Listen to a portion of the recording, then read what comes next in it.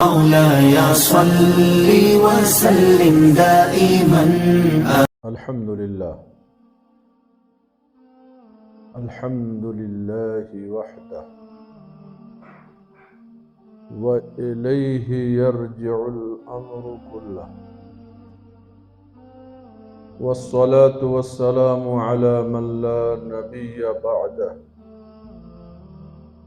الذي جهد في إصلاح الأمة جهده، وقضى فيه ليله ونهاره، وعلى آله وأصحابه المكرمين عنده،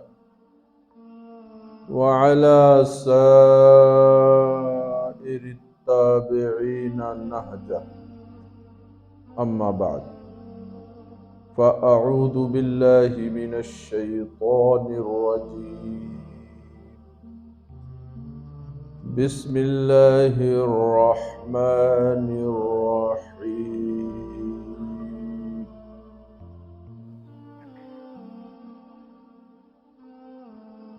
الله الصمد، لم يلد ولم يولد ولم يكن له كفوا أحد.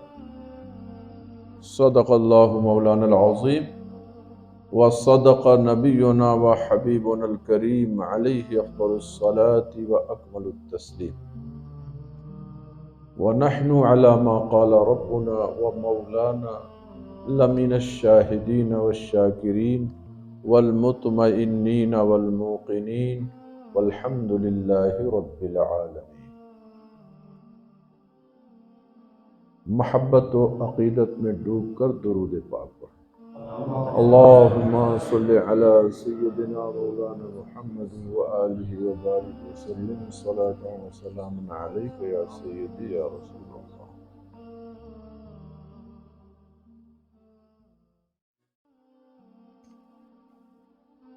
اتنی بات تو تھوڑی سی واضح ہو گئی ہے کہ آپ اردو سمجھ رہے ہیں۔ ویسے کوئی پرابلم نہیں ہے، آپ کا کوشچن اگر انگلش میں رہے گا تو بھی آپ کو آنسر ملے گا،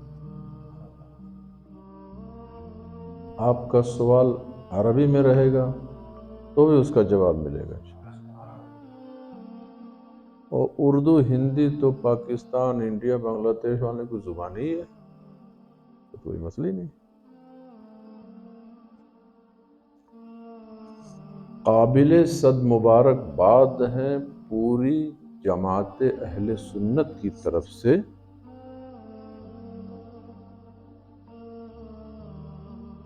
غوث اعظم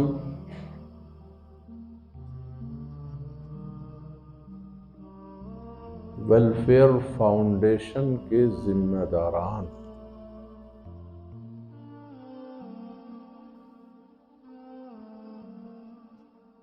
کہ انہوں نے میٹنگ کیا، مشورہ کیا کہ ہم اپنی قوم کو کیا چیز ڈیلیور کریں جو زیادہ امپورٹنٹ ہو۔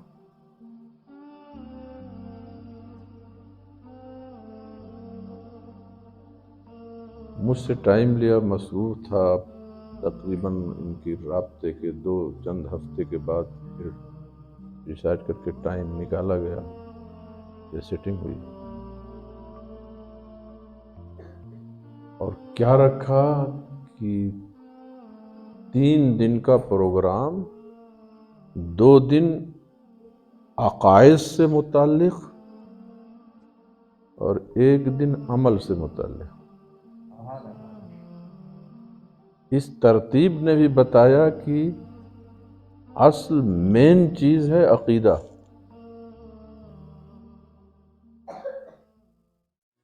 گیا شیطان مارا ایک سجدہ کے نہ کرنے سے، اگر لاکھوں برس سجدے میں سر مارا تو کیا مارا؟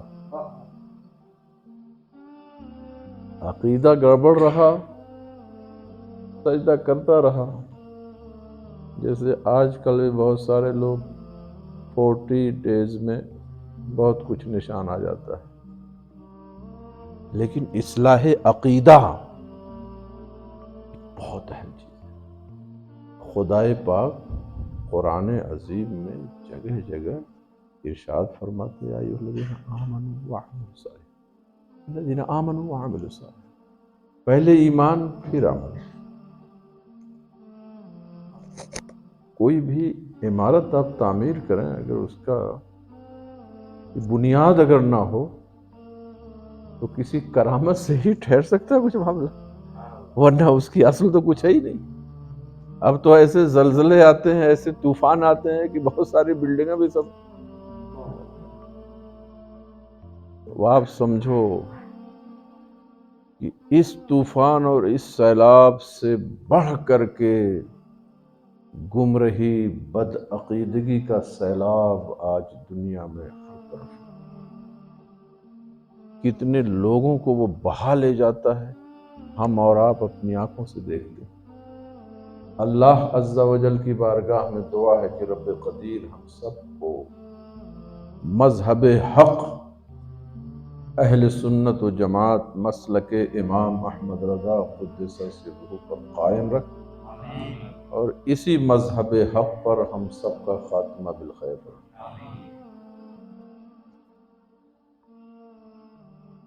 سوسائٹی کا نام بھی غوث اعظم، ابھی آپ نے دیکھا سنا منقبت غوث پاک کی۔ ہر مسلمان صحیح العقیدہ بارگاہ غوثیت سے لو لگاتا ہے، تو ان کے نام پاک سے منسوب سوسائٹی نے، تنظیم نے بھی ایک اہم اقدام کیا، اور اس میں یہ علماء ذوی الاحترام، ائمہ کرام کا بھی بڑا کلیدی کردار ہے۔ خاص طور سے ہمارے محب مکرم، بہت ہی باصلاحیت عالم دین، عالم ربانی، حضرت علامہ مولانا رفیق وارث صاحب قبلہ دامت برکاتہ، رفیق بھی ہیں، وارث بھی ہیں، اور وراثت میں جس کو رفیق مل جائے تو پھر وہ تو مطمئن ہی رہے گا۔ اور پھر کہاں پر؟ نوری مسجد، میرے پیر و مرشد، قطب عالم، مفتی اعظم عالم، امام مصطفیٰ رضا خان علیہ رحمت الرضوان سے منسوب یہ بھی نوری بھی غوث پاک کی بارگاہ سے وابستگی ہی پر نوری ہو گئے۔ ابھی حضرت نے اشارہ کیا کہ آج عقیدہ توحید پر گفتگو ہوگی، ٹمارو عقیدہ رسالت و نبوت۔ ہم چھوٹے چھوٹے بچوں کو کلمہ پڑھاتے ہیں، لا الہ الا اللہ محمد الرسول اللہ۔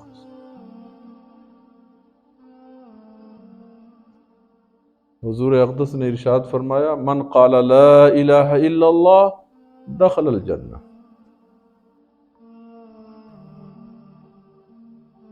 تو لا الہ سے مراد پورا کلمہ ہے۔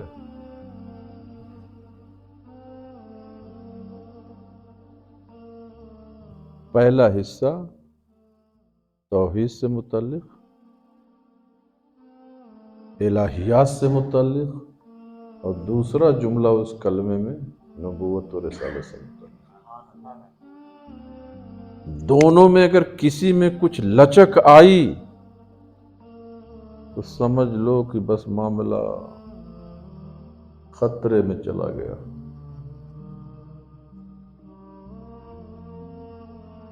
ہمارے پیر و مرشد فرماتے ہیں،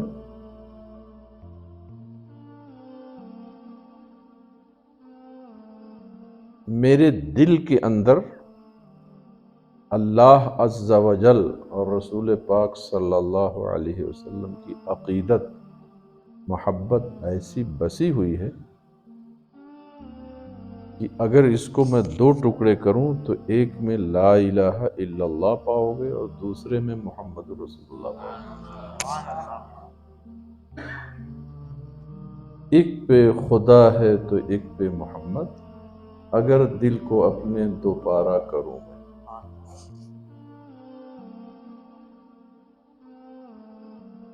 ایک ٹکڑے کا خصوصی تعلق مکہ مکرمہ سے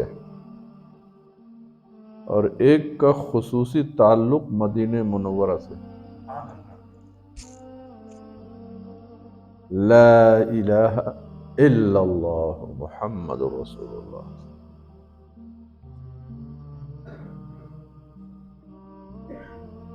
صرف لا کہو تو کچھ نہیں ہے، صرف لا الہ کہو تو کفر ہے۔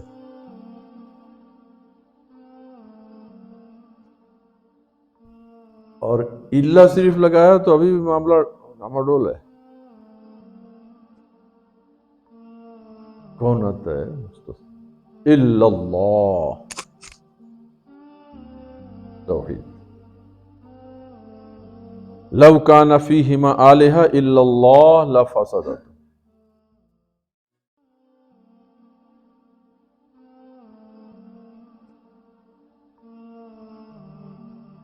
مشرکین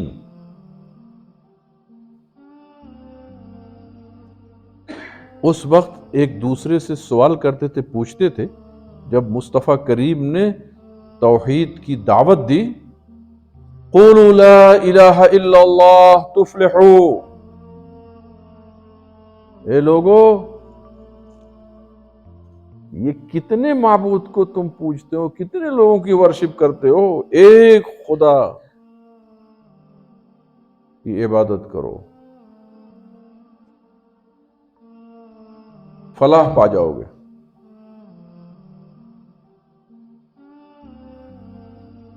یہ ایک سجدہ جسے تو گراں سمجھتا ہے، ہزاروں سجدے سے دیتا ہے آدمی کو نجات۔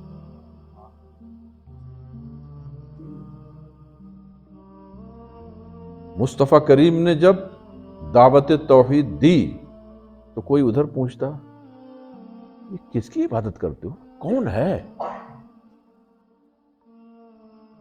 ہمارے تو بت وہاں پر نصب ہیں، کوئی لات ہے، کوئی منات ہے، کوئی عزا ہے، کوئی حبل ہے، مختلف قبیلوں کے مختلف بت۔ یہ تم لوگ جس کی عبادت کرتے ہو، ورشپ کرتے ہو، ہے کون؟ ہاں ہے وہ کتنا ہے؟ How many? کوئی پوچھتا کیا اس کو کچھ کھانے پینے کی بھی ضرورت پڑتی ہے؟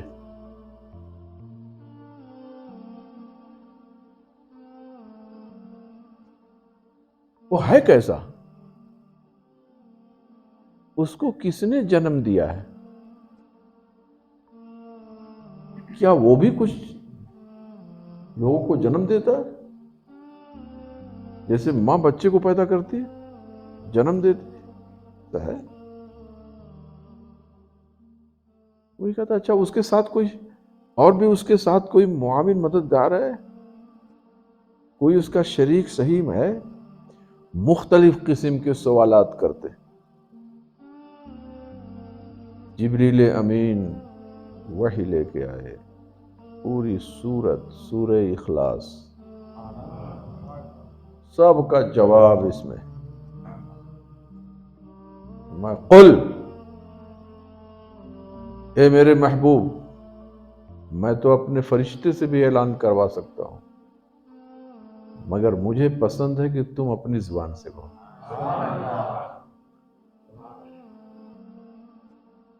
قل کہہ کے اپنی بات بھی منہ سے تیرے سنی، قل کہہ کے اپنی بات بھی منہ سے تیرے سنی، اتنی ہے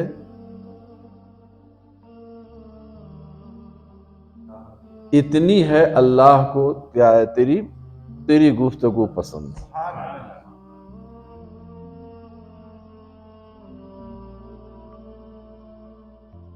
اتنی ہے تیری گفتگو اللہ کو پسند۔ یہ شعر ہے۔ قل کہہ کے اپنی بات بھی منہ سے تیری سنی، اتنی ہے تیری گفتگو اللہ کو پسند۔ اعلان کر دو میرے محبوب، کہہ دو هو اللہ، وہ اللہ ہے۔ یہ ایک سینٹنس ہو گیا، یہ نہیں کہ اللہ ایک ہے، نہیں، وہ اللہ ہے، وہ دوسری خبر ہے، ایک ہے۔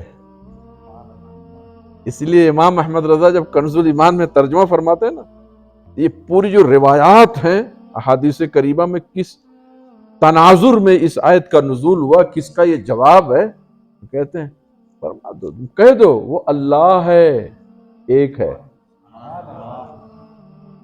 جس کی ہم عبادت کرتے ہیں وہ اللہ ہے، چند نہیں، وہ ایک ہے،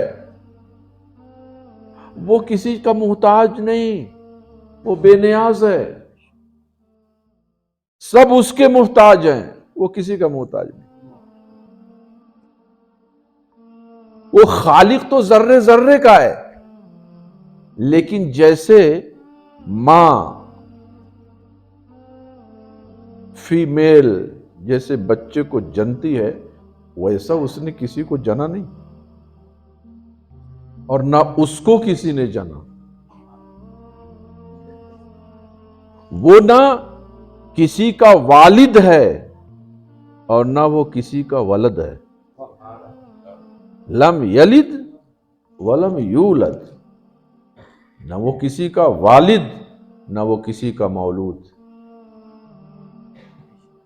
وَلَمْ يَكُنْ لَهُ كُفُوًا أَحَدٌ۔ علماء جانتے ہیں کہ جب نکرہ نفی کے بعد آتا ہے تو استغراق سب کی نفی کر دیتا ہے۔ وَلَمْ يَكُنْ لَهُ كُفُوًا أَحَدٌ، ایک تو کفواً آئی ہے، احد، اس کا کوئی بھی ہمسر نہیں، اس کا کوئی شریک و صحیح نہیں، کوئی نہیں، نہ انسان میں، نہ جنات میں، نہ اور کسی مخلوق میں، کوئی نہیں، کوئی نہ فرشتوں میں، کچھ نہیں، کوئی نہیں، کوئی اس کا شریک، وہ ذات۔ مسلمانوں، خدائے ذوالجلال کی ذات والا صفات کے بارے میں بنیادی عقیدے اس سورہ پاک میں موجود ہیں۔ اس کی اہمیت اتنی ہے، مصطفیٰ کریم فرماتے ہیں ایک مرتبہ اس کی تلاوت کرو 10 سپارے کا ثواب ملتا ہے۔ 3 ٹائم اسی لیے زیادہ لوگ پڑھتے ہیں فاتحہ میں کہ پورے قرآن کا ثواب مل جائے۔ عام طور سے لوگوں کو میں نے اس لیے اس سورت کی تلاوت کی کہ عام لوگوں کو معلوم ہے کہ یہ توحید سے متعلق ہے، ورنہ توحید پر تو بہت سی آیتیں ہیں۔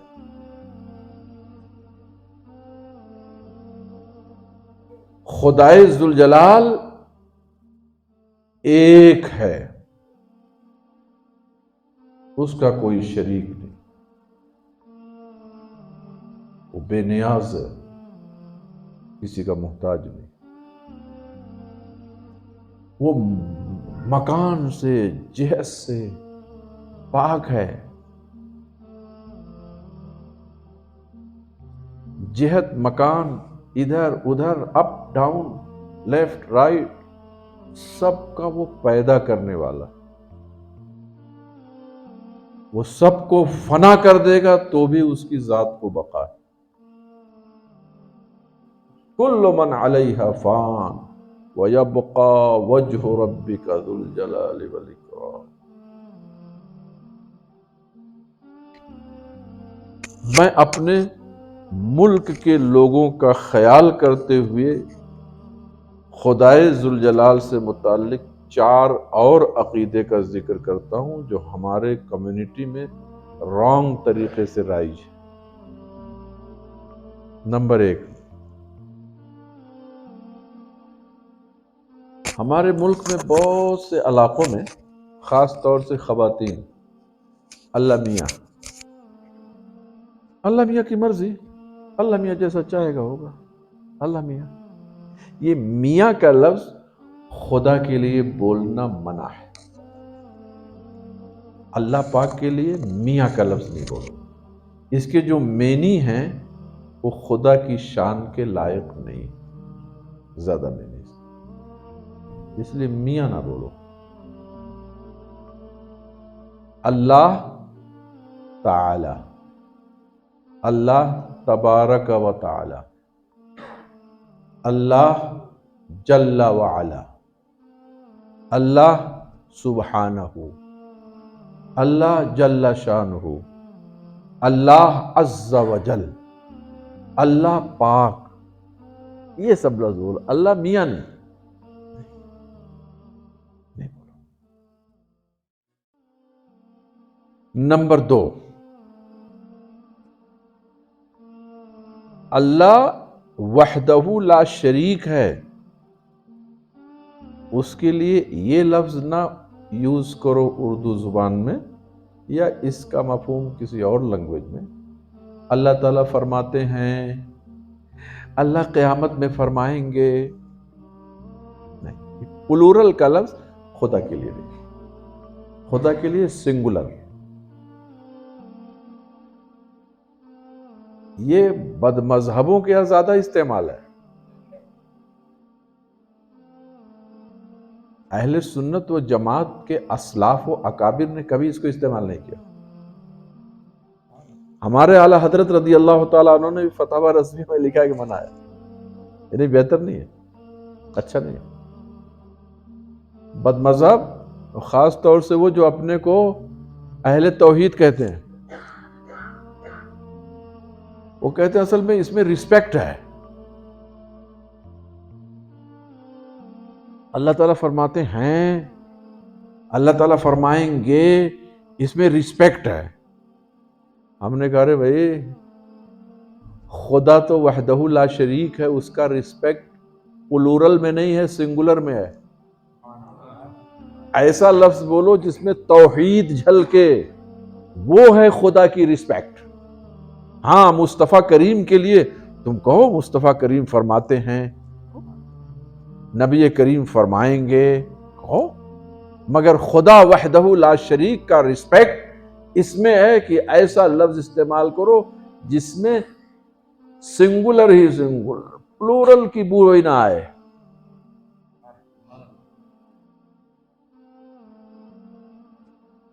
تھوڑا سا اور گاڑھے انداز میں سمجھانا ہو نا تو چونکہ بد مذہب کی کھوپڑی ذرا ٹیڑھی ہوتی ہے، اگر ٹیڑھی نہ ہو تو بد مذہب کیوں رہے؟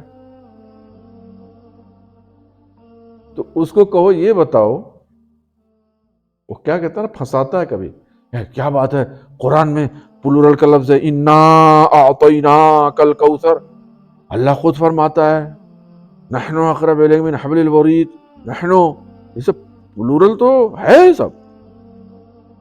تو ہمارے لوگ پریشان ہیں، ارے ہاں وہ تو کہتا ہے قرآن میں ہے، اس سے بڑی دلیل. میں نے کہا میں یار جنتی آدمی، وہ اللہ نے نہ استعمال فرمایا ہے، تم کو بھی کہا کہ وہ استعمال کرو.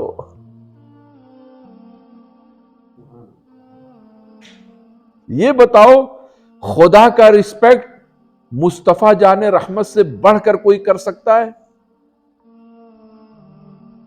مصطفیٰ کریم نے کہیں بھی خدا کے لیے پلورل کا لفظ نہیں استعمال کیا. یہ کیوں نہیں کہتے ہو؟ وہ بجانے کے لیے کہتے ہو. یہ کہو وَلَكُمْ فِي رَسُولِ اللَّهِ أُسْوَةٌ حَسَنَةٌ. مصطفیٰ کریم کا طریقہ ہی ہمارے لیے اسوہ ہے، نمونہ ہے.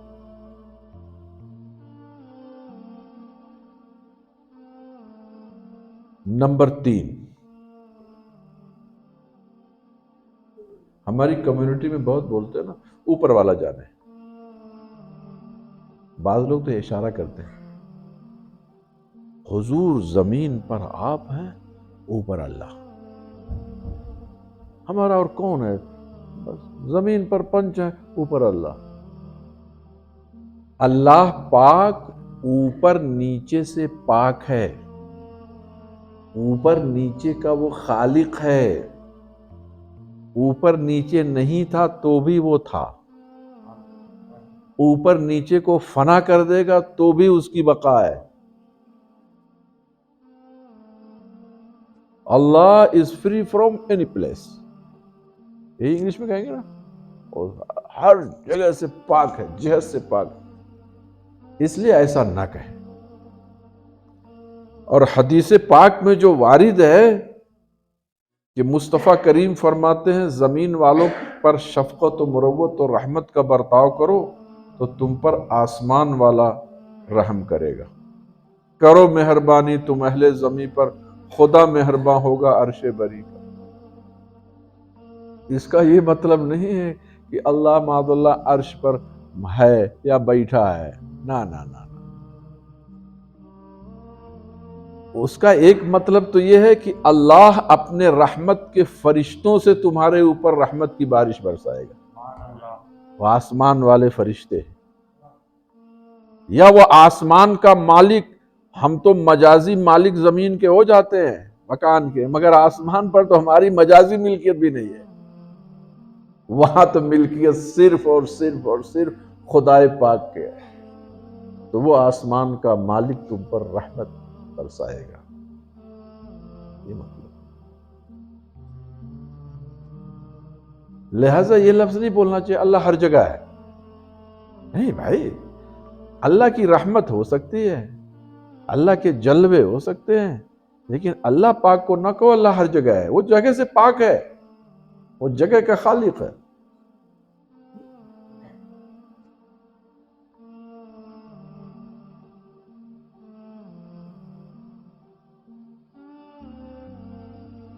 نمبر 4، ہم لوگ اپنی اولاد کا نام رکھتے ہیں عبداللہ، عبد الرحمن۔ اب تو چل گیا طریقہ کہ وہ گوگل سے نیا نیا نام نکال کے رکھتے ہیں لوگ، چاہے مینی اس کا کچھ نہ ہو۔ روایت میں آتا ہے عبداللہ صرف نام کے 200 سے زیادہ صحابہ تھے۔ ہم ڈھونڈتے ہیں کہ ہمارے کمیونٹی میں ایک نام ہے، دوسرا نام لاؤ۔ ارے گھر میں تو کچھ نہیں، نام رکھو، اچھے نام رکھو۔ عبداللہ، عبد الرحمن، اچھا نام۔ عبد الماجد، عبد الجبار، عبد السبحان، عبد القیوم، گڈ ہے۔ لیکن نام رکھنے کے بعد ایسے مت پکارو قیوم، او قیوم، او جبار، او سبحان، او رحمان۔ ناجائز ہے، ناجائز ایسے پکارنا۔ یہ اللہ کا نام ہے، اور ایسا نام ہے کہ اللہ کے ساتھ مختص ہے، غیر اللہ پر اس کا اطلاق جائز ہی نہیں ہے، اس لیے ایسے پکارنا ناجائز ہے۔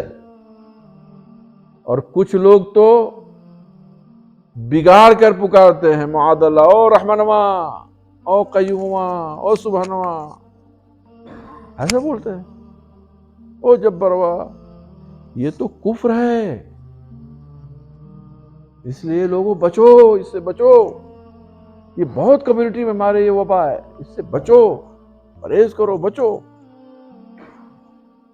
نام پکارو، پورا پکارو، یا پکارنے کے لیے کوئی اور نام رکھ لو، نہ پکارو تو پورا نام، عبد السبحان ہو، عبد الرحمن ہو، عبد القیوم، پورا نام۔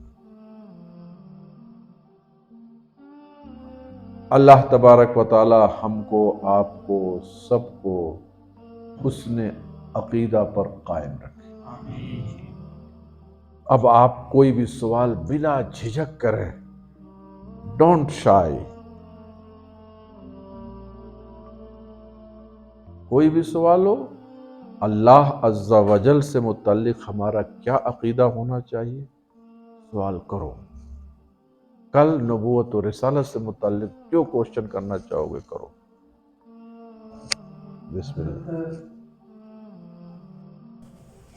اور کفر لزومی اور کفر التزامی، یہ ہمارے ایک عالم صاحب کی طرف سے یہ سوال ہے، کفر لزومی اور کفر التزامی تو تھوڑا سا پبلک کے لیے آسان فرما کر کے وضاحت ہو جائے، اور اس کا کے اثرات ایمان پر کیا ہوتے ہیں دونوں۔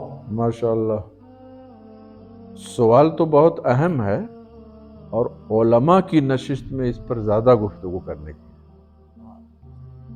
پہلی چیز ہے کفر کیا ہے؟ یہ ایمان کا اپوزٹ ہے.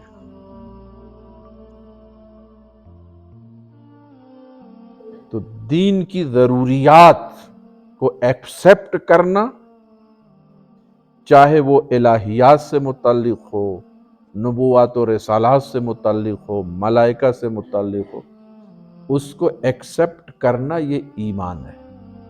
اور اسی میں سے کسی کا انکار کر دینا یہی ہے کفر.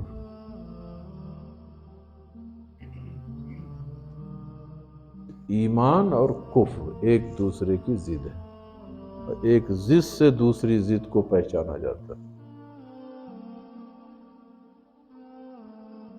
مثلا اللہ ایک ہے، اب کسی نے کہہ دیا معاذ اللہ دو ہے، کہ اب میرا بلیو یہ ہے کہ دو ہے، معاذ اللہ، کفر ہو گیا. کفر کے ساتھ ساتھ شرک بھی ہو گیا. ہر کفر شرک نہیں ہوتا ہے، مگر ہر شرک کفر ہے.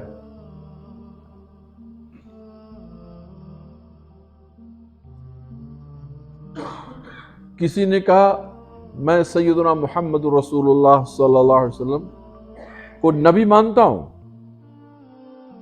مگر ان کے زمانے میں کوئی اور نبی پیدا ہو جاتا تو کوئی بات نہیں ہے، ان کے بعد بھی کوئی نبی پیدا ہو تو بھی ہو سکتا، کوئی بات نہیں. یہ کفر ہے، کیونکہ ضروریات دین سے ہے کہ مصطفیٰ کریم خاتم النبیین ہیں، آخری نبی ہیں، لاسٹ پروفٹ. کوئی اور نبی نہیں آئے گا، قیامت آ جائے گی.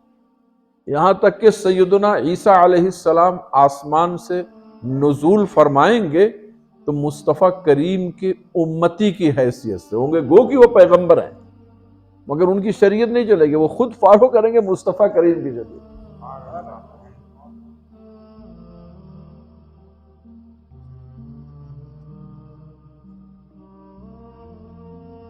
یہ ہے ایمان اور یہ ہے کفر لزومی اور کفر التزامی. یہ لفظ تو بڑا گاڑھا ہے. آپ لوگ اتنا سمجھو کہ ایک سینٹنس کوئی بولتا ہے، ایک جملہ، اس کے کئی معنی نکل سکتے ہیں. یہ بھی ہو سکتا ہو، یہ بھی ہو سکتا ہو، یہ بھی ہو سکتا ہو، یہ بھی ہو سکتا ہو. فقہاء نے فرمایا ایک جملہ کسی نے ایسا کہہ دیا کہ اس میں 100 پوائنٹ نکلتے ہیں اور 99 پوائنٹ کفر کے ہیں. ایک پہلو اس کا اسلام کا ہے، لیکن معلوم نہیں ہے کہ اس نے کون سا پہلو مراد لیا ہے، تو اس کو کافر نہیں کہیں گے. دیکھ رہے ہیں یہ لزوم 99 پہلو لزوم کفر ہوا، مگر التزام کفر نہیں ہے کہ کیا اس نے ایکسپٹ کیا ہے کون سا، وہ نہیں، تو کافر نہیں کہیں گے. اور اگر 99 پہلو اس کے ایمان کے ہوں اور ایک پہلو صرف کفر کا ہو، لیکن قائل کہہ رہا کہ وہی ایک پہلو جو کفر کا یہی میری مراد ہے، تو اب 99 پوائنٹ جو اسلام کے وہ نہیں دیکھا جائے گا، کیونکہ اس نے التزام کر لیا، ایکسپٹ کر لیا کہ میری یہ مراد ہے، التزام کفر کر لیا ہے، اس لیے اس کو کافر کہیں گے. شاید سمجھ گئے.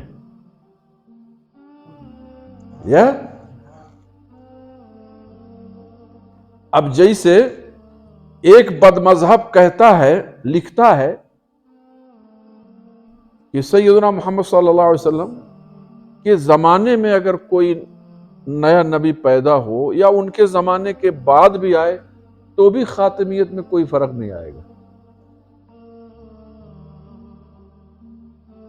تو اب وہ تعویل کرے کہ اس خاتمیت کا معنی افضل ہے، اس خاتمیت کا معنی بالذات نہیں ہے، بالعرض ہے، فلان ہے، یہ سب کیونکہ تم نے اور نبی کو مان لیا، پیدا ہونے میں کوئی فرق نہیں آئے گا. اور مرزائی لوگ، احمدی لوگ آج بھی اسی کتاب کو اپنے ٹیلی ویژن پر، اپنے سوشل میڈیا پر پیش کرتے ہیں بطور پروف، دیکھو یہ کتاب ہے تحذیر الناس. تو اس نے معنی بتا دیا خاتمیت کا، اور ختم نبوت کا مطلب اس نے کہا آخری نبی لینا ہے تو امام کا خیال ہے. زمانے کے تقدم تاخر سے کیا ہوتا ہے، اسے کوئی تو امام کا خیال ہے. مصطفیٰ کریم نے خود مطلب بتایا کہ انا خاتم النبیین لا نبی بعدی. یہ لا نبی بعدی خاتم النبیین کی تشریح ہے. سارے صحابہ کا اجماع ہے، سارے ائمہ کا اتفاق ہے. خاتم النبیین کا معنی آخر الانبیاء زمانا، اور یہ تحذیر الناس والا کہتا نہیں، اس کا معنی افضل الانبیاء ہے. لہذا یہ ہے التزام. تو آئیں بائیں شائیں کیا، تعویلیں کیا، مگر تعویل نہیں تحریف رہی. اور مرتے دم مر گیا، اس سے توبہ نہیں کیا، کتاب چھپتی رہی، ادھر ادھر کرتے رہے، اس لیے التزام کفر ہوا. تو اب کوئی چارہ نہیں. کسی نے لکھا کہ نبی کو جیسا علم ہے ویسا علم تو زید و بکر کو بھی ہے، بلکہ بچوں کو بھی ہے، بلکہ اتنا علم تو پاگلوں کو بھی ہے، بلکہ جانوروں چوپایوں کو بھی، بہائم کو بھی ہے. اب بتائیے پروفیٹ صلی اللہ علیہ وسلم کی ڈس ریسپیکٹ ہے کہ نہیں؟ اب ڈس ریسپیکٹ کرنے کے بعد اب مطلب یہ، ارے بھائی یہ تو کلیئر ہے، واضح ہے. تو جس لفظ کا، جس سینٹنس کا مفہوم بالکل واضح ہو، کلیئر ہو، وہ ہو گیا التزام. اب اس میں تعویل وول کی گنجائش نہیں. یہ پہلو پہ لزوم نہیں، التزام. یہ ہے اختصار کے ساتھ لزوم کفر اور التزام کفر کا.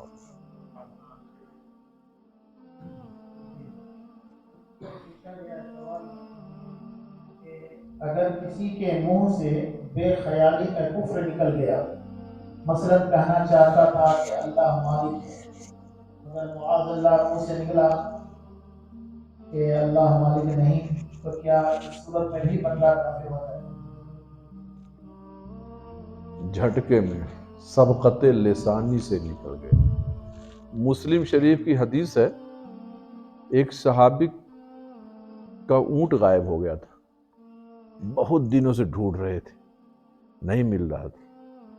مصطفیٰ کریم کا دریائے رحمت جوش میں ایک مرتبہ آیا، فرمایا سلونی، پوچھو مجھ سے جو چاہتے ہو پوچھو. اب سب پوچھنا شروع کیے. تو کوئی کہتا ہے میرے باپ کا نام کیا ہے؟ فرمایا تو فلاں ابن فلاں ہے. ایک صاحب، حضور میری اونٹنی غائب بہت دن سے تلاش کر رہا ہوں. فرمایا جاؤ فلاں جھاڑی میں پھنسی ہوئی ہے. حضرت عمر بن خطاب کانپنے لگے، کھڑے ہو کہا یا رسول اللہ،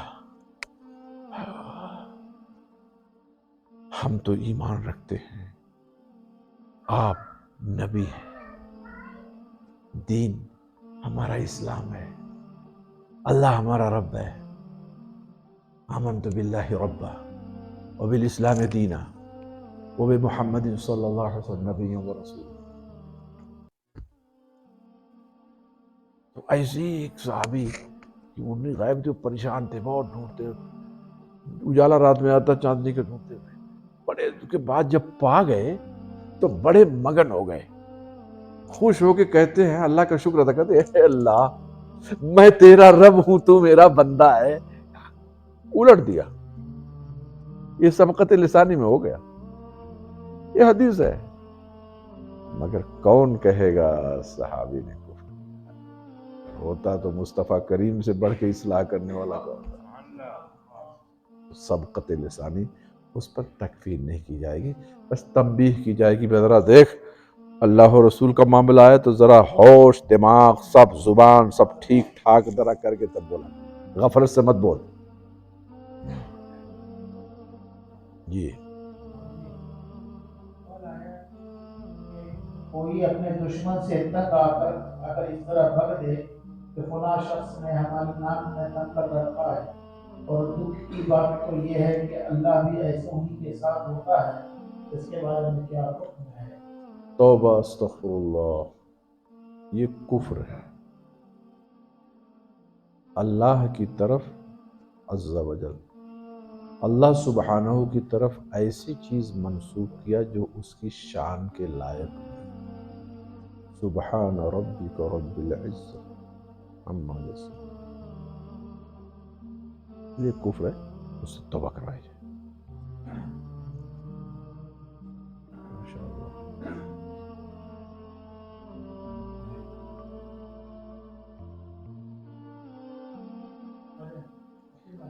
ماشاء اللہ ماشاء اللہ ماشاء اللہ ماشاء اللہ، بارک اللہ لکم، مرحبا مرحبا مرحبا مرحبا، مزاج علی خیر، ماشاء اللہ ماشاء اللہ، مرحبا مرحبا۔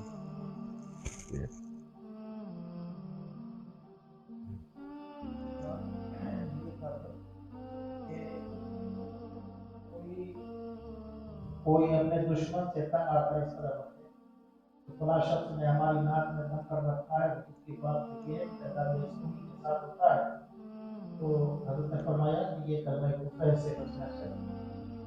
دوسرا سوال یہ کیا گیا ہے کہ کچھ لوگ کہتے ہیں کہ حرف یا کے ساتھ اللہ کو تو پکار سکتے ہیں لیکن اللہ کے سوا کسی کو نہیں پکار سکتے، یعنی یا اللہ کہہ سکتے ہیں لیکن یا غوث یا خواجہ یا رسول اللہ کہیں گے تو شرک ہوگا۔ تو حضرت سے گزارش ہے اس کی وضاحت فرمائیں۔ میرے احباب اہل سنت، یہ علماء کرام ائمہ اعظام تو آپ کو بتاتے ہی ہوں گے، میں بڑے اختصار سے بتاؤں، یعنی یا اللہ کہو اور اللہ کے علاوہ کسی کے ساتھ یا نہ کہو، یہ شرک ہے۔ صحیح البخاری کی حدیث ہے، حضرت عمر ابن خطاب منبر رسول پر جلوہ افروز ہے اور اسلام کا لشکر فارس میں گیا ہوا تھا۔ حضرت ساریہ کو خطاب کیا وہاں سے، یا ساریہ الجبل۔ عمر ابن خطاب تو فاروق اعظم کہلاتے ہیں، حق و باطل کے درمیان سب سے بڑے فارق ہیں، وہ فاروق ہے۔ وہ خود کہتے ہیں غیر خدا کو یا، لیکن اے میرے احباب، وہابی دماغ کی خرابی کا دوسرا نام ہے، اس لیے ان سے بچو۔ حضور صلی اللہ علیہ وسلم اللہ کے نور کیسے ہیں؟ کیا خدا کا نور ٹکڑے ہو گیا اور حضور خدا کا جز بن گئے، حصہ بن گئے؟ اگر ایسا نہیں تو پھر حضور جو اللہ کا نور ہے وہ کیسے؟ اللہ اکبر۔ ٹکڑا، جز، پارٹ، یہ تو جسم و جسمانیات کے ساتھ ہوتا ہے، اللہ تو جسم سے پاک ہے، تو وہاں اکڑا ٹکڑا کیا چیز ہے؟ اس نے سمجھا شاید ایسا نور ہے، یہ شاید ایسا نور سمجھا ہے۔ ارے ایسا نور بھی اگر سمجھا تو تیری سمجھ کا قصور ہے، مگر اس میں تو بتا، ایک چراغ جل رہا ہے، دوسرا چراغ لے کے اس سے ٹچ کر دیا، وہ بھی جلنے لگا، بتا وہ اس کا جز ہے کہ کل ہے؟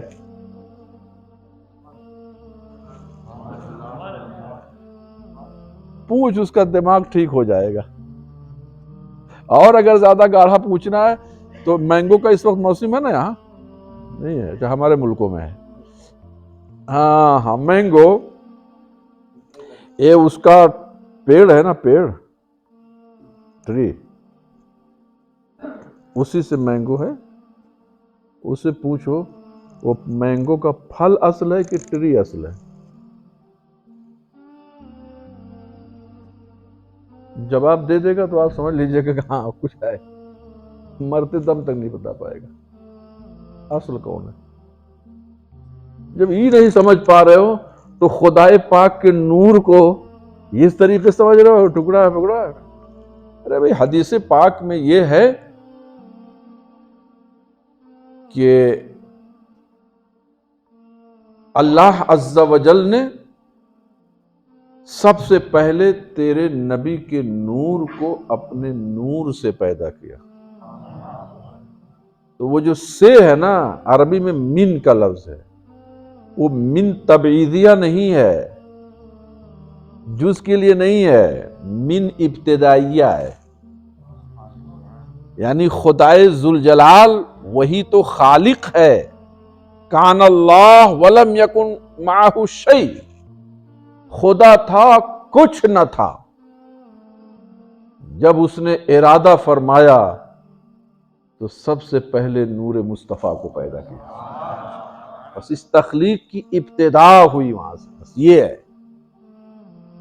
تو ہر من کو سمجھ لیا تبعیضیہ، اسی لیے عربوں سے میرے ساتھ بہت بحث اس پر ہوئی تھی، آج سے تقریباً کوئی 18-20 سال پہلے، کم و بیش کئی عرب ملکوں کے لوگ تھے بیروت میں، تو اسی کو رکھے گا یہ کیسے آپ لوگ؟ میں نے کہا میں نہیں کہتا، یہ تو حدیث شریف میں ہے، مصنف ابن عبد الرزاق میں ہے، دلائل النبوہ للبیہقی میں ہے، اور امام زرقانی نے مواہب اللدنیہ میں اس کی تشریح کیا ہے، اور فرمایا یہاں من یہ تبعیضیہ نہیں، من ابتدائیہ ہے، یہ دھوکے مت پڑو، یہ من ابتدائیہ ہے، تو وہاں بازیت کا معاملہ نہیں۔ سمجھ میں آ گئی بات؟ ماشاءاللہ۔ اگر میں اردو کوشش کرتا ہوں کہ ہلکی بولوں، لکھنؤ والی کم بولوں، کیونکہ کلم الناس علی قدر وقولہ، جیسا مخاطب رہے ویسی گفتگو کرنا چاہیے، ورنہ دیسی کوا مراٹھی بول تو وہ ٹھیک نہیں رہے گا۔ بسم اللہ۔ سوال ہے کہ اگر قیامت میں اللہ عز و جل حق کے ساتھ فیصلہ کرے گا تو میں تم سے اپنا حق لے لوں گا، یہ جملہ بولنا کیسا ہے؟ دیکھیے یہ جملہ ہے خطرناک، تکفیر تو نہیں کریں گے مگر خطرناک ہے۔ قل ان کان للرحمن ولد فانا اول العابدین، اگر حق کے ساتھ فیصلہ، اگر مگر کیا بھئی، وہ حق ہی فیصلہ فرمائی گئی، حق کے یہاں ناحق کیا ہے؟ بسم اللہ۔ کیا میں نے تیرا اور جو میرا معاملہ ہے نا، یہ اللہ پر چھوڑا۔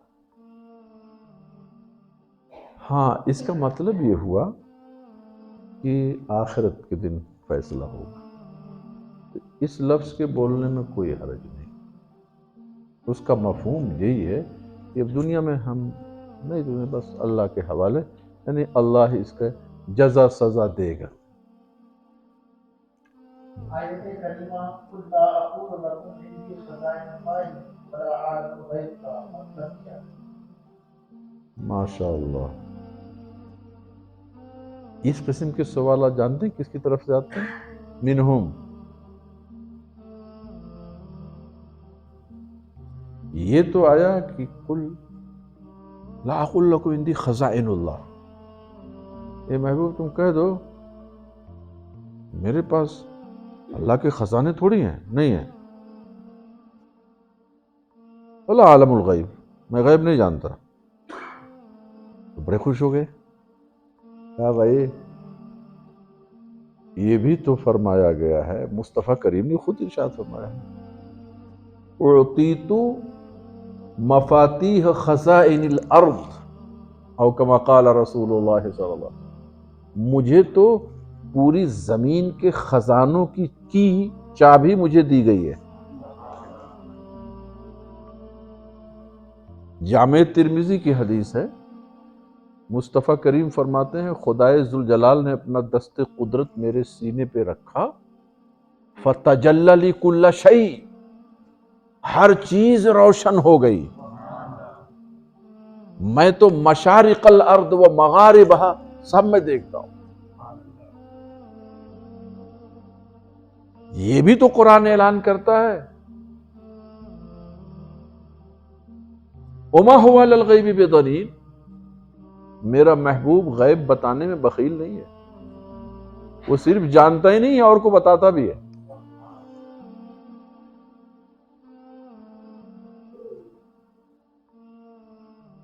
یہ بھی تو اللہ فرماتا عالم الغیب فلا یظہر علی غیبہ احدا الا من ارتضی من رسول، اللہ اپنے برگزیدہ رسولوں کو غیب پر مطلع فرما دیتا ہے۔ مصطفیٰ کریم سے بڑھ کر برگزیدہ کون ہے؟ یہ آیتیں نہیں ان کو نظر آئیں گی جس میں مصطفیٰ کریم صلی اللہ علیہ وسلم کے فضائل و کمالات روز روشن کی طرح سے ظاہر ہیں وہ نہیں نظر آئیں گے. وہ آیتیں نظر آئیں گی جو بظاہر دیکھنے میں وہ بھی الٹی کھوپڑی والوں کو، ورنہ وہ تبادوں کے طور پر ہے. چونکہ حضرت عیسیٰ علیہ السلام کے بعض معجزات کو لوگوں نے دیکھا تو الہ کہہ دیا، ابن اللہ کہہ دیا. اس سے بڑھ کر کے معجزہ جب مصطفیٰ کریم کے دست کرم سے صادر ہونے لگے تو حکم ہوا خدا کا، ذرا یہ پوائنٹ بیان کرو. قل انما انا بشر مثلکم، کہہ دو میں خزائن الارض کا، خزائن اللہ کا مالک نہیں، میں غیب نہیں جانتا، کہہ دو،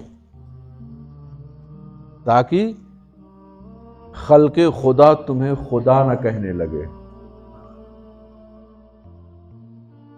اور پھر یہ بھی ہے کہ میرے پاس بذات خود کچھ تھوڑی ہے، نہ کچھ نہیں ہے، مگر خدا جس کو عطا فرما دیتا ہے.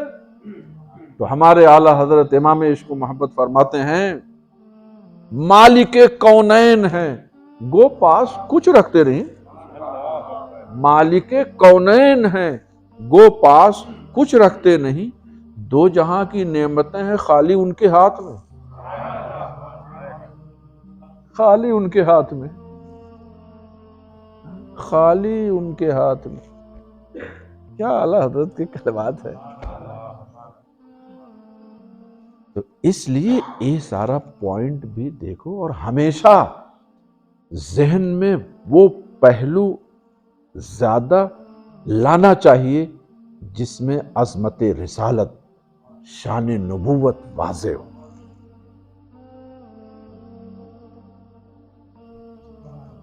کسی مسکین نے اپنی محتاجی دیکھ کر یہ کہا، اے خدا، فلاں بھی تیرا بندہ ہے، اسے تم نے کتنی نعمتیں دے رکھی، اب میں بھی تیرا بندہ ہوں، مجھے کس قدر تو تکلیف دیتا ہے، آخر یہ کیا انصاف ہے. ایسا کہنا ہے.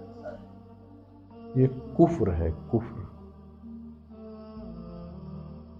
وہی اس کا انصاف ہے کہ تجھ کو نہیں دیا، دیتا تو پتہ نہیں تو کیا ہو جاتا، کم سے کم محفوظ ہے تو.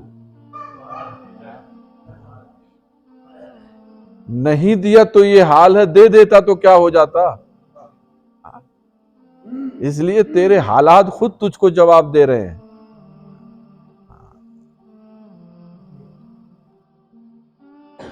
کیا اللہ عز و جل کے لیے حاضر و ناظر ہونا درست ہے؟ اگر درست نہیں ہمارے اعلی حضرت مجدد دین و ملت امام احمد رضا قدس سرہ نے تحریر فرمایا ہے کہ یہ لفظ اللہ پاک کے لیے نہیں بولنا چاہیے، رسول اللہ صلی اللہ علیہ وسلم کے لیے بولنا چاہیے. اس کا ریزن یہ ہے کہ حاضر، پریزنٹ، حاضر و ناظر، یہ ایسی ذات کے لیے بولا جاتا ہے جو جگہ کا محتاج ہو، جگہ چاہے. اللہ جگہ سے پاک ہے، اس لیے حاضر و ناظر اللہ کے لیے نہیں بولنا چاہیے. بہت سارے لوگ ٹیلی ویژن پر بیٹھ کے بولتے ہیں میں اللہ کو حاضر ناظر جان کے کہتا ہوں. یہ نہ کہو بھائی، ویسے نہ کہو کہ اللہ کو میں شاہد بناتا ہوں. ٹھیک ہے، حاضر و ناظر اللہ پاک کے لیے نہ بولا جائے، منع ہے. کفر نہیں ہے، منع ہے. اگر کوئی شخص حرام کام کے لیے بسم اللہ یا انشاءاللہ کا استعمال کرتا ہے تو کیا کرنا؟ ہمارے فقہا لکھتے ہیں کوئی شراب پی رہا ہے، بسم اللہ کر کے پیتا ہے، کفر ہے. اس کو اہمیت دیا، یہ اچھی چیز کے لیے. کل امر ذی بال لم یبدأ بسم اللہ، تو اس حرام کام کو اس نے عظمت والا کام سمجھا، اس لیے حرام کو حلال سمجھنا جو حرام قطعی ہو یہ کفر ہے. اس لیے کسی نے یہ کہا کہ اگر اللہ تعالیٰ نے فلاں کے بغیر مجھے جنت دی تو میں جنت میں نہیں جاؤں گا، کیا نہ کرتا؟ دیکھیے یہ اس کا ذرا مفہوم بڑا وسیع ہے. کہتے ہیں نا کہ میں تو مدینہ پاک کی ہواؤں کو، فضاؤں کو، مصطفیٰ کریم جہاں جلوہ افروز ہے، میں تو اس جگہ کو جنت پر بھی ترجیح دیتا ہوں، اس لیے کہ جنت تو صدقہ ہے مصطفیٰ کریم کا. تو یہ مطلقاً یہ جملہ ایسا بولنا، اس کو غلط نہیں کہہ سکتے ہیں. بس یہ ہے کہ ایرے غیرے نتو خیرے کو کہے تو یہ اچھا نہیں ہے، یہ مناسب نہیں ہے. جو یہ عشق مجازی ہے، جو عام طور سے ایک دوسرے دوست کے لیے، یہ سب نہیں بولنا چاہیے. مگر یہی جملہ اگر مصطفیٰ کریم کے لیے یا مصطفیٰ کریم کے شہر پاک کے لیے اس کے ترازو میں بولے تو یہ کوئی حرج نہیں. کیا یہ کہنا کہ اللہ نے آج تک میری کوئی دعا پوری نہیں کی کے زمرے میں آئے گا؟ اللہ تعالیٰ نے آج تک میری کوئی دعا پوری نہیں. تکفیر نہیں کریں گے، لیکن یہ جملہ بہت بےہودہ جملہ ہے. اس کو کیا معلوم اللہ نے قبول کیا کہ نہیں قبول.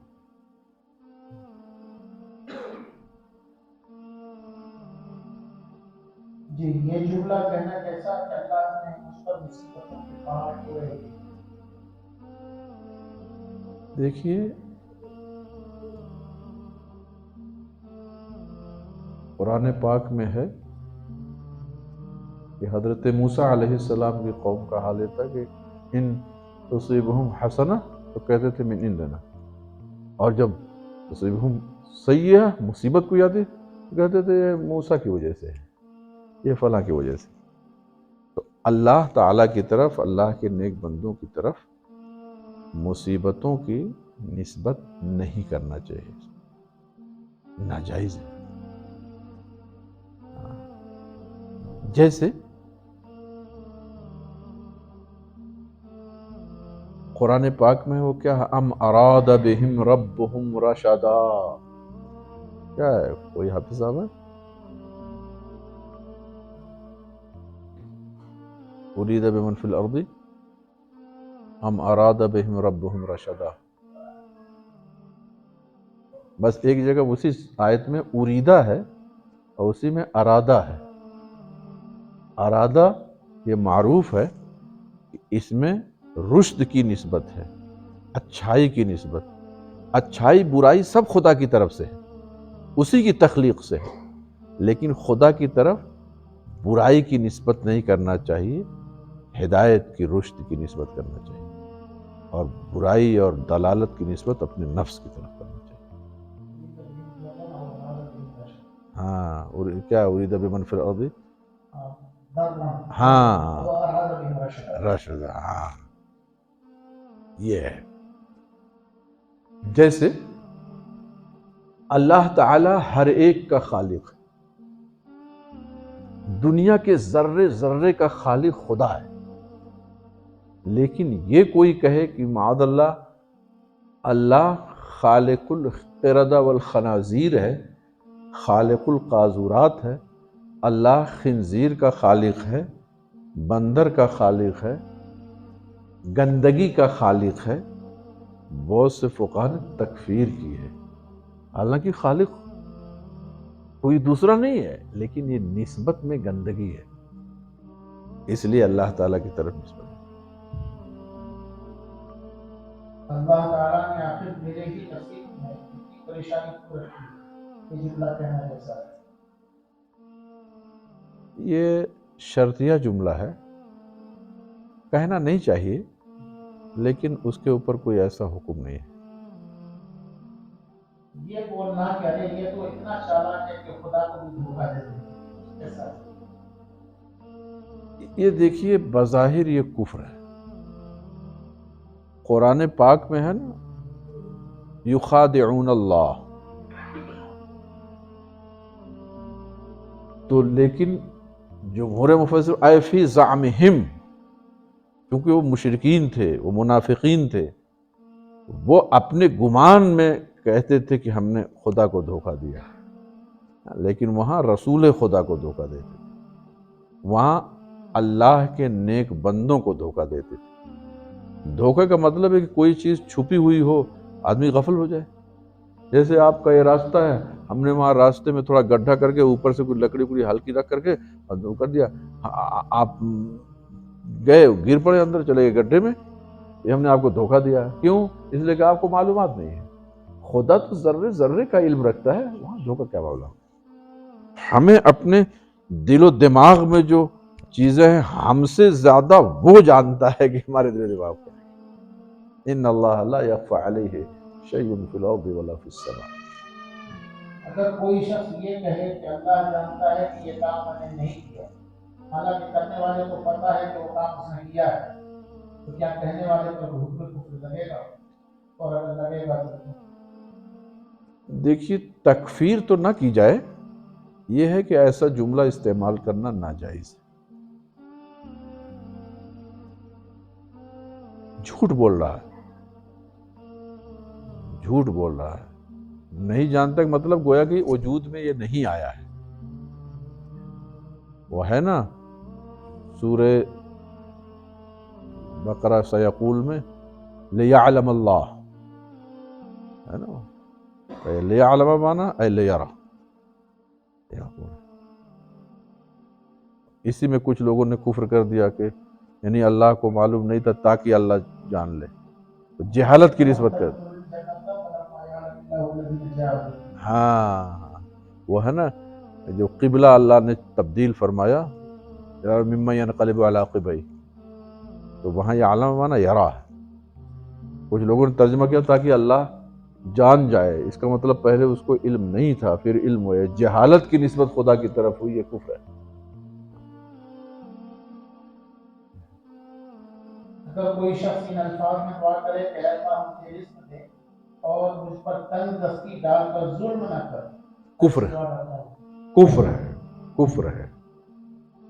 ان اللہ لیس بظلام للعبید، اللہ اپنے بندوں پر ذرہ برابر، لا یظلم مثقال ذرہ، ذرہ برابر وہ کسی پہ ظلم نہیں کرتا۔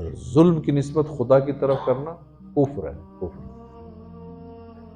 رب روٹتا ہے تو روٹے، میرا محبوب مجھ سے نہ روٹے، یہ جملہ کہنا کیسا ہے؟ کفر ہے، کفر ہے۔ یہ جاہل لوگ جو سب یہ ڈرامے ورامے میں رہتے ہیں نا، اور یہ فلم میں، یہ سب زیادہ یہ سب اس قسم کے بکواسیں بکتے ہیں، اس قسم کے اشعار پڑھتے ہیں۔ توبہ توبہ توبہ۔ کچھ لوگ یہ کہتے ہیں کہ اللہ نے قرآن میں فرمایا کہ اللہ کے سوا تمہارا کوئی مددگار نہیں، آیت پیش کرتے ہیں وَمَا لَكُم مِّن دُونِ اللَّهِ مِن وَلِيٍّ وَلَا نَصِيرٍ۔ تو پھر کیا اللہ کے سوا کسی اور سے مدد مانگنا یا وسیلہ بنانا شرک تو نہیں کرے گا؟ ہاں، اور جو کہتا ہے کہ اللہ فرماتا ہے کہ میں ہی مددگار ہوں، کوئی نہیں، وہی دوسروں سے مدد مانگے گا۔ شخصی طور پر بھی ڈاکٹر کے پاس دوڑا جائے گا، آپ کو پکارے گا، ان کو پکارے گا، اور حکومتی طور پر کہے گا یا امریکہ المدد۔ تو شخصی، اجتماعی، انفرادی، ہر طریقے سے وہ غیر اللہ سے مدد مانگیں گے، غیر اللہ سے نہیں، اعداء اللہ سے، احباء اللہ سے اگر کوئی بات مانگتا تو یہ شرک ہو گیا۔ دیکھو، ایک ہے مدد مانگنا کسی سے، کسی کو مستقل سمجھ کر کہ بذات خود، بغیر اللہ کی عطا کے بذات خود یہ مدد کرے، یہ تو کفر ہے۔ لیکن اللہ کی عطا سے بہت سے لوگ مدد کرتے ہیں، حیات میں بھی یا بعد ممات بھی۔ حجت الاسلام امام غزالی رحمۃ اللہ تعالی علیہ لکھتے ہیں احیاء العلوم میں، کل من یستمد به فی حیاتہ استمد به بعد مماتہ، جس سے زندگی میں مدد مانگی جا سکتی ہے تو بعد وفات بھی اس سے مدد مانگی جا سکتی، مگر یہ ساری مدد اللہ کی عطا سے ہے۔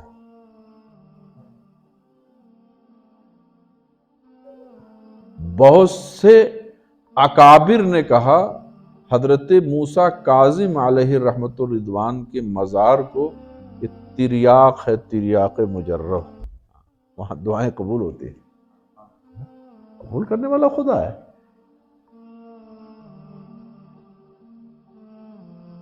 خود حدیث پاک میں ہے اِنَّا لَا نَسْتَعِینُ بِمُشْرِک،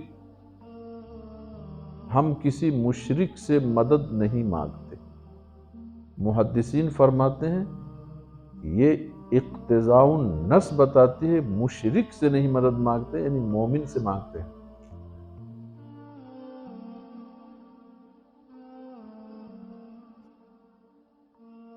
خود ترمذی کی حدیث ہے، طبرانی میں بھی ہے، حضرت عثمان بن حنیف رضی اللہ تعالیٰ عنہ، یہ حدیث صحیح بھی ہے، اس لیے کہ جہاں بد مذہب پھنستا تو کہتا ہے حدیث ضعیف ہے، محدثین نے باقاعدہ صراحت کی ہے یہ حدیث صحیح ہے۔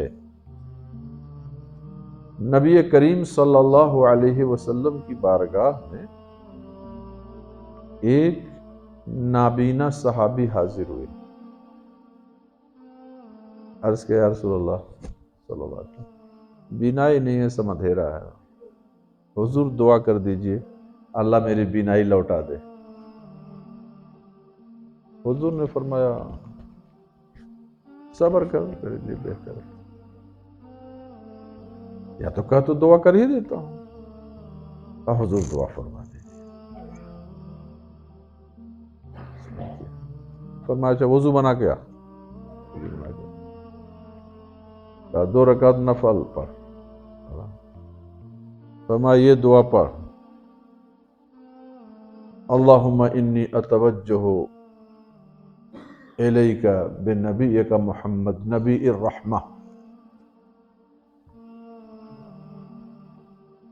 یہ الفاظ ہیں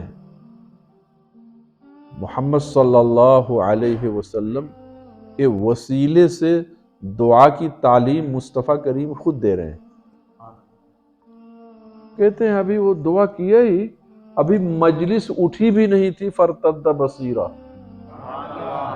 وہ اکھیارے ہو گئے۔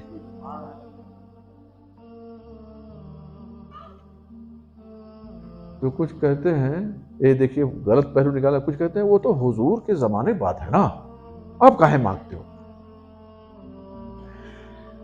تو حضرت عثمان غنی کا عہد خلافت ہے، ایک صاحب مقروض تھے، بہت پریشان تھے، امیر المومنین کی بارگاہ میں بار بار حاضری دیتے کہ کچھ انتظام ہو جائے، میں قرض سے دوش ہو جاؤں، وہاں تک رسائی نہیں ہو پاتی تھی،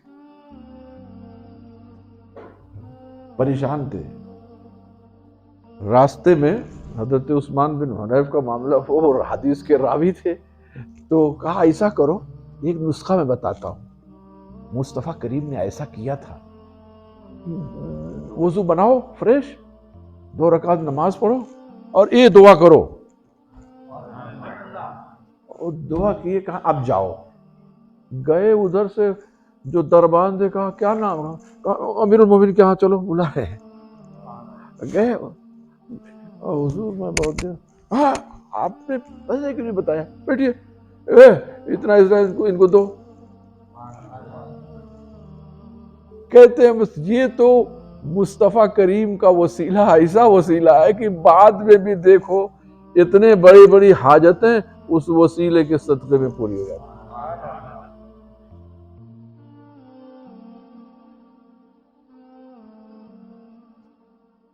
بے ان کے واسطے کے خدا کچھ عطا کرے، بے ان کے واسطے کے خدا کچھ عطا کرے، حاشا، غلط غلط، یہ ہوس بے بصر کی ہے۔ روز کچھ یہ بھی روایت آتی ہے کہ جب نبی پاک صلی اللہ علیہ وسلم کی صدیق کی بات قبول ہونے کے قائل ہے، تو آپ کی تو نبوت قیامت تک ہے اور قیامت کے بعد بھی آپ کے پاس ہمارے جو معاشرے والا آپ ہم دکھانے والا کوئی ہے، تو پھر حضور کے ہوتے ہوئے آپ کے وسیلے کو مانتے ہوئے غوث پاک کی مدد یا مولا مشکل شاہ کی مدد یا خالد صاحب کی مدد کیوں مانگتے ہیں؟ ماشاء اللہ یہ ایسے ہی مانگتے ہیں جیسے اللہ کی قدرت پر ایمان رکھتے ہوئے بھی ڈاکٹر صاحب سے بھی مدد مانگتے ہیں، ڈرائیور سے بھی مدد مانگتے ہیں، سب سے مدد مانگتے ہیں۔ اللہ کی قدرت پر ایمان بھی پورا ہے، مگر ہاتھ پیر کاٹ کے بیٹھے نہیں رہتے، کہا چلو بھائی ادھر اللہ کی عطا سے۔ تو غوث سے مانگتے ہیں، قطب سے مانگتے ہیں، ولی سے مانگتے ہیں، مصطفیٰ کریم ہی کا فیض وہ عطا کرتے ہیں۔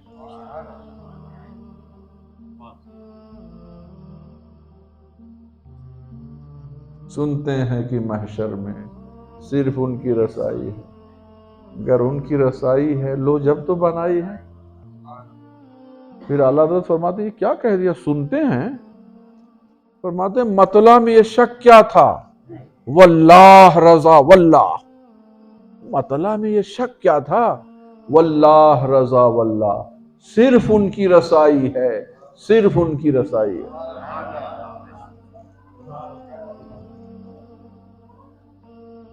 کسی نبی یا ولی کو دور سے یہ سمجھ کر پکارنا کہ وہ ہماری آواز سنتے ہیں، جن کے زمرے میں تو نہیں۔ ابھی میں نے آپ کو بتایا بخاری شریف کی حدیث، جو وہ لوگ بھی بہت اچھی کتاب مانتے ہیں، وہ بھی کہتے ہیں قرآن کے بعد سب سے اچھی کتاب ہے، سب سے اہم کتاب ہے، وہ بھی منو وہ بھی، اور اس کی یہ حدیث ہے۔ اور عمر ابن خطاب جیسا فارق بین الحق والباطل اور غیر خدا کو اور یا سے خطاب کرا، اور اتنی دور سے، تو کوئی شریک نہیں ہے۔ آج تک کسی نے فاروق اعظم پر شرک کا فتویٰ نہیں لگایا، مگر ان بد مذہبوں سے کیا گئی گزری بات ہے، کیونکہ یہ تو بہت سارے حضرت عمر فاروق اعظم کے بارے میں کہا وہ بدعتی ہیں معاذ اللہ۔ آپ بتائیے 20 رکعت تراویح پر سب کو جمع کر دیا، بدعت کیا ہے؟ تو کہہ دو کہ صحابہ کا طریقہ اگر بدعت ہے تو وہی بدعت ہمارے لیے باعث نجات ہے۔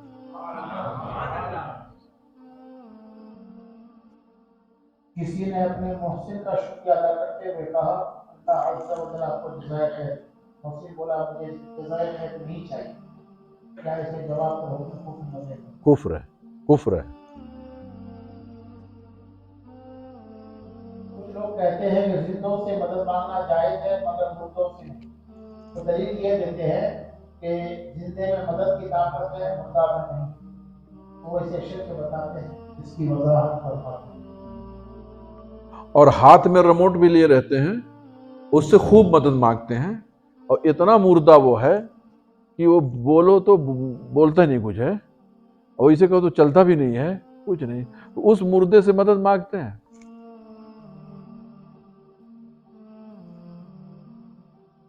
اور جہاں اولیاء اللہ کی باتیں کہنا ہے، کیا وہ تمہارے ریموٹ سے بھی گئے گزرے ہیں اللہ کے ولی؟ معافی مخ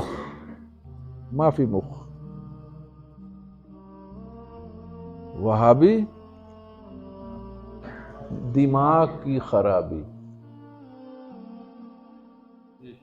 ہم کسی سے کوئی مدد مانگتے ہیں، ہر مسلمان کا عقیدہ بلیو یہی ہوتا ہے کہ اللہ کے وہ نیک بندے ہیں، اللہ کی عطا سے وہ کچھ دے سکتے ہیں، اللہ کی بارگاہ میں دعا کر دیں گے، اللہ قبول فرما لیں گے۔ سالکین کا حضور عقیدہ ہے کہ میرے مرشد پاک جو بھی میں عمل کرتا ہوں، چاہے وہ پاکستان میں ہے یا چائنا میں ہے یا ہندوستان میں ہے افریقہ میں ہے، تو وہ میرے ہر عمل سے واقف ہے۔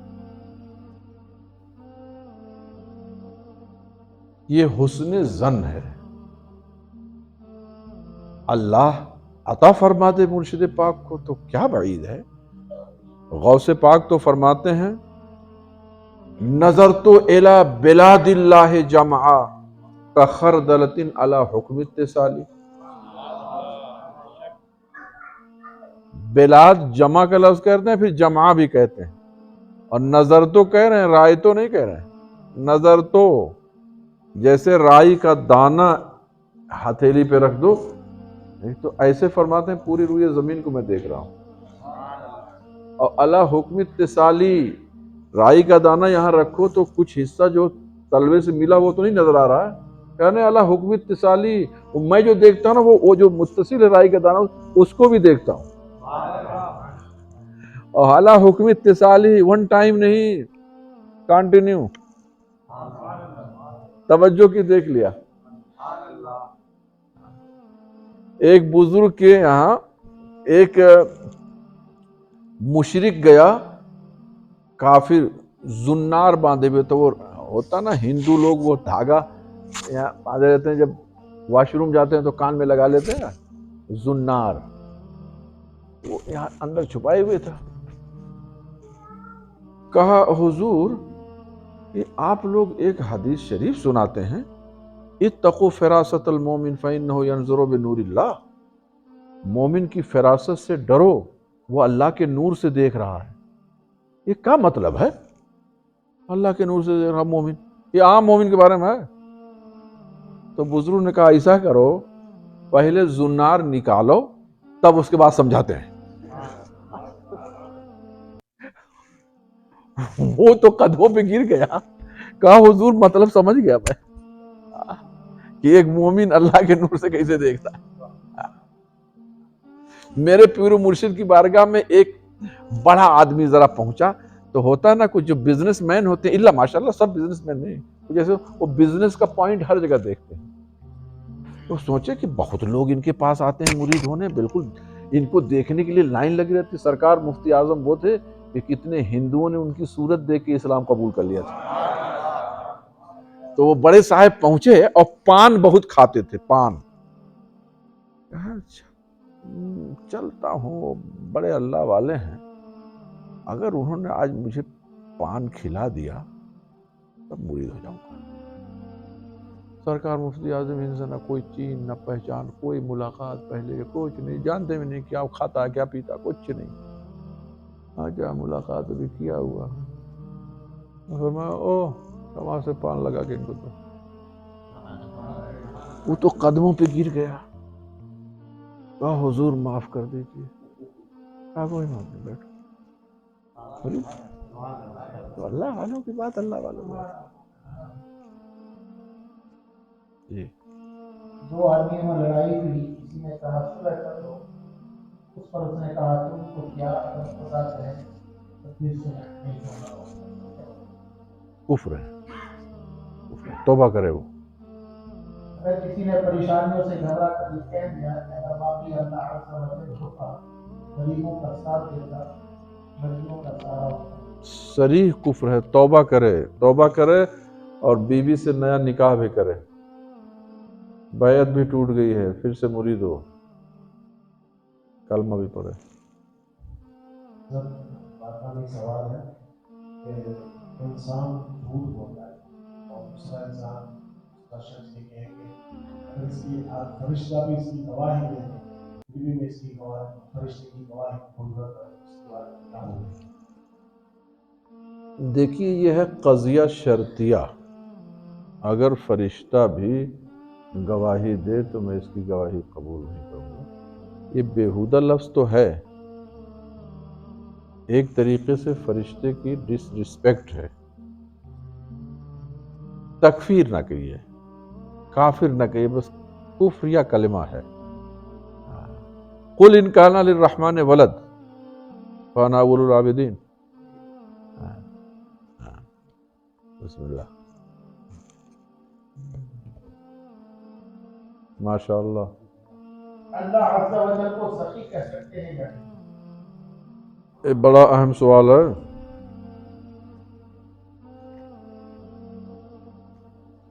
سخی کے معنی ہوتا دیالو، اور جواد کے معنی بھی ہوتا ہے دیالو. پہلی چیز اس پوائنٹ کو بہت قاعدے سے سنیے گا.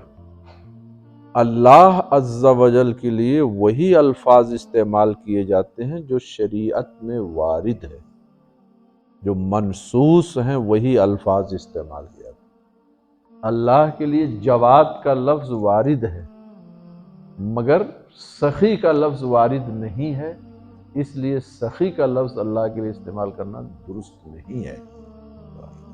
یہ پہلا ریزن ہوا۔ دوسرا ریزن یہ ہے، جو سخی ہوتا ہے نا وہ دیتا ہے تو کمی کا خیال بھی رہتا ہے، مگر خدا وہ ایسا دیالو ہے کہ اس کے خزانے میں کوئی کمی کا معاملہ نہیں ہے۔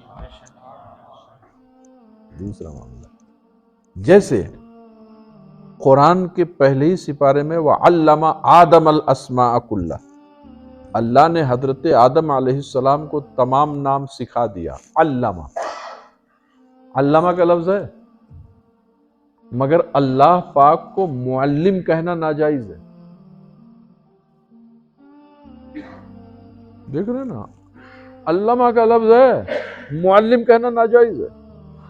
کیوں؟ اس لیے کہ معلم اللہ کے لیے نہیں وارد ہے، مصطفیٰ کریم کے لیے معلم ہے، بعثت معلما، اللہ کے لیے معلم کا لفظ نہیں ہے۔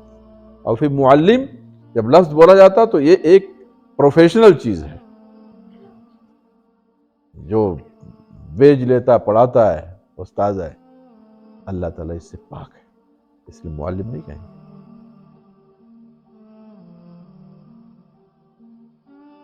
جو الفاظ وارد ہیں وہی اللہ کے لیے استعمال۔ اللہ کو متکبر قرآن میں، جبار،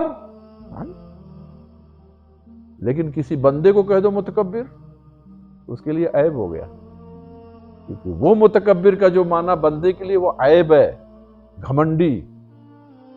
خدا کے لیے جو متکبر ہے وہ اس کی شان کو زیب دیتا ہے، جو الفاظ اس کے لیے وارد ہیں وہ بولے۔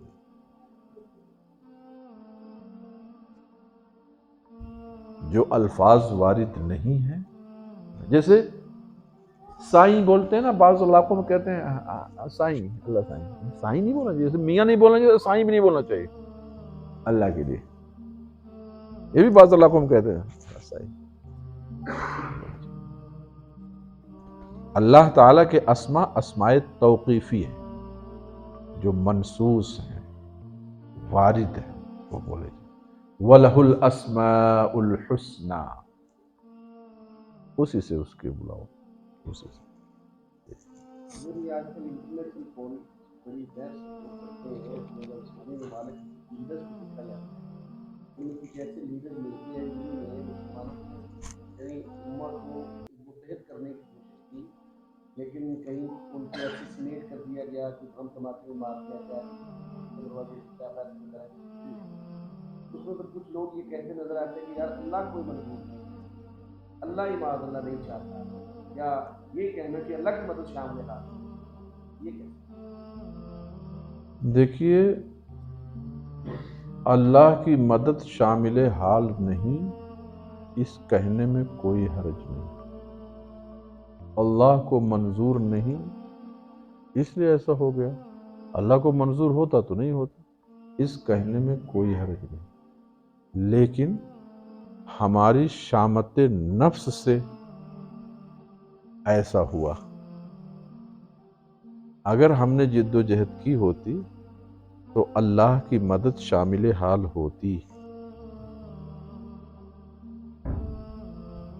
تو برائی کی نسبت اپنی طرف کرے، بھلائی کی نسبت خدا کی طرف کرے، اگرچہ کل من عند اللہ، سب خدا کی طرف سے۔ لہذا اتفاق و اتحاد تو بہت اچھی چیز ہے، لیکن ایمان پر اتحاد ہوتا ہے، گڈ بلیو پر اتحاد ہوتا ہے، صرف نام پر اتحاد نہیں ہوتا ہے۔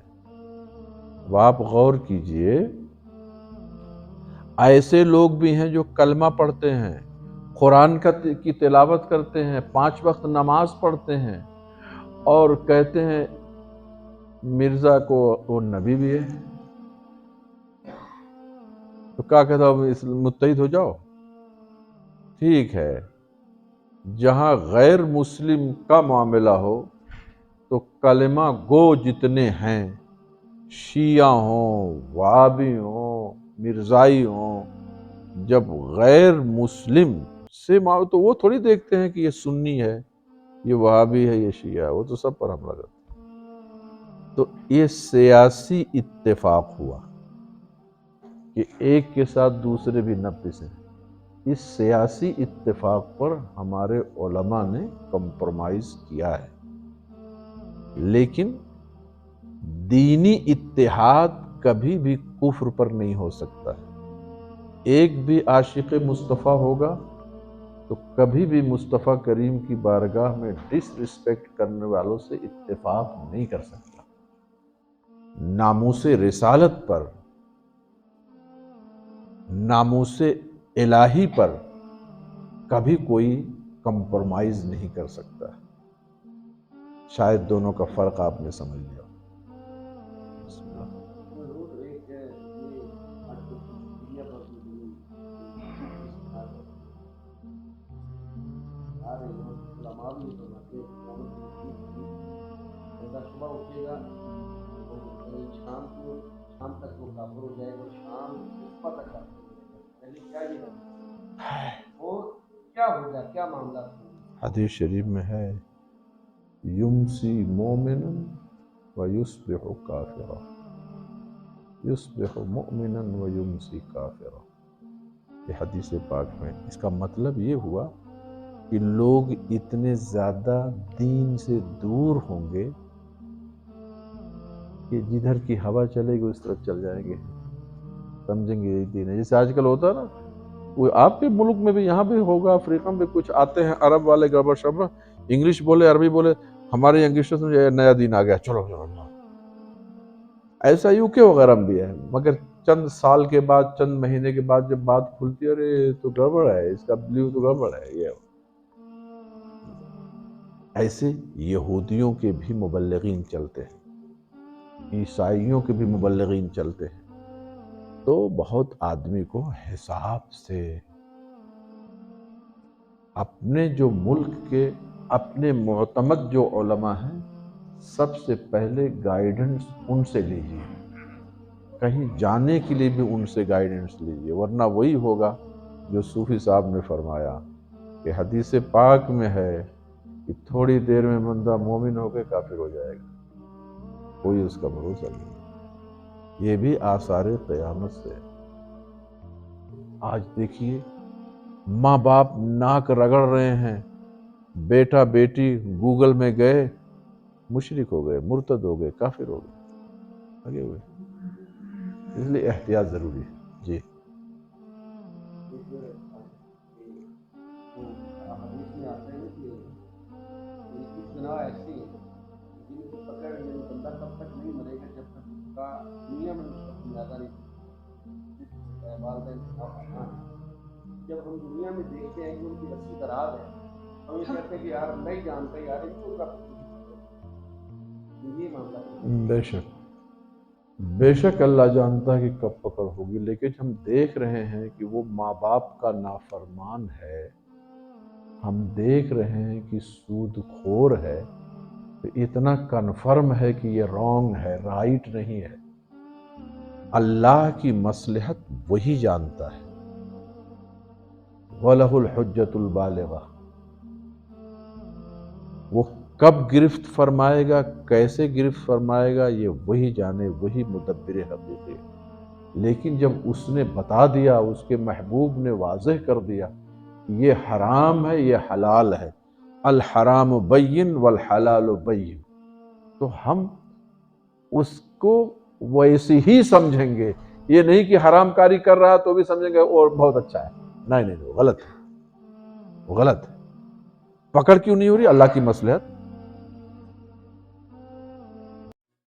کم عاقلا عاقلا آیت مذاہبہ وجاہلا جاہلا تلقاہ مرزوقا، ھذا الذی ترک الاوہام حائرۃ وسیر العالم النحریر زندیقا۔ فرماتے ہیں کہ اللہ کی مصلحت، جس کو اللہ توفیق دیتا وہی کچھ سمجھ پاتا ہے، ورنہ ہم دیکھتے ہیں کہ کتنے دانشور، کتنے اللہ کی عبادت میں شب زندہ دار، مگر نانے شبینہ کے محتاج ہیں، اور کتنے نافرمانوں کو، مشرکین کو، زانی کو، سود خور کو، حرام خور کو دیکھتے ہیں کہ ریل کی پیل ہوئی ہے دولت کی۔ تو ایسے معاملات کچھ لوگوں کے سامنے جب آتے ہیں تو بڑے بڑے لوگ زندیق ہو جاتے ہیں۔ یہ اللہ کی مصلحت ہے۔ یہاں ساؤتھ افریقہ میں ہمارے کچھ ایسے معاملات ایجوکیشن کے عام طور ظاہر تو ان کی یعنی لو فراست دیکھ کے ظاہر معاملات بڑا تعجب اور بڑا مان میں جاتے ہیں کہ یار تو اتنا پیسہ مل رہا ہے۔ کئی بندے پھر اس کو دیکھ کر یہ کہتے ہیں کہ یار یہ بھی قیامت کی ایک نشانی، یعنی ظاہر وہ بندہ ہم یہ سمجھتے ہیں کہ یہ ڈیزرو نہیں کرتا کہ اس کو اللہ اتنا مال نہ نماز روزے کے لحاظ سے اور نہ ہی سیرت و کردار کے حوالے سے، لیکن وہ ظاہراً بہت مالدار ہے اور دین کی خاطر وہ معاملات بھی نہیں کرتے، تو بندہ اکثر ان کو دیکھ کے بندے کہتے ہیں کہ یار یہ قیامت کی نشانی میں سے ایسا کہہ سکتے ہیں کہ برائیاں عام ہوں گی، نیکیوں کی طرف سستی ہوگی۔ یہ حدیث پاک میں آیا ہے کہ آثار قیامت سے زنا عام ہوگی، رشوت عام ہوگی، اور وبائیں بلائیں آئیں گی۔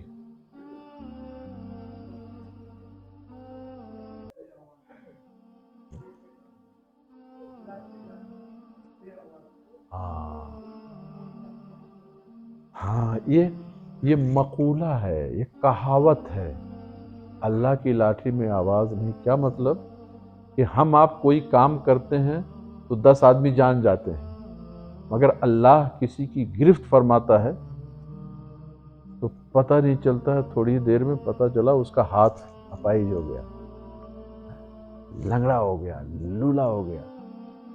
دیکھتے دیکھتے ابھی ماں باپ کو گالی دے رہا تھا، گھر کے باہر نکلا ایکسیڈنٹ ہو گیا، ماں باپ کی بد دعا لگ گئی۔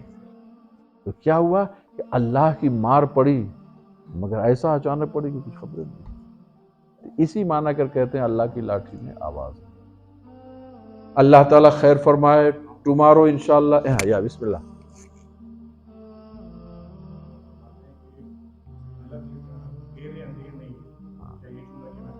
صحیح ہے، درست ہے۔ مطلب یہ ہے کہ خدا کی بارگاہ سے کسی کو ناانصافی کا سوال نہیں ہے، دیر میں اس کو انصاف ملے یہ تو ہو سکتا ہے، اللہ کی مصلحت، لیکن اللہ کی بارگاہ سے ناانصافی کا سوال نہیں ہے۔ تو اللہ کے گھر دیر ہے، ابھی نہیں تمہارا فیصلہ، کوئی نہیں، صبر کرو صبر کرو صبر کرو، صبر کا پھل میٹھا ہے، بس صبر کرو، دیر ہے اندھیر نہیں ہے، یعنی تمہیں انصاف ملے گا، یہاں نہیں تو آخرت میں ملے گا انشاءاللہ۔ صلاۃ والسلام کے لیے کھڑے ہو جائیں۔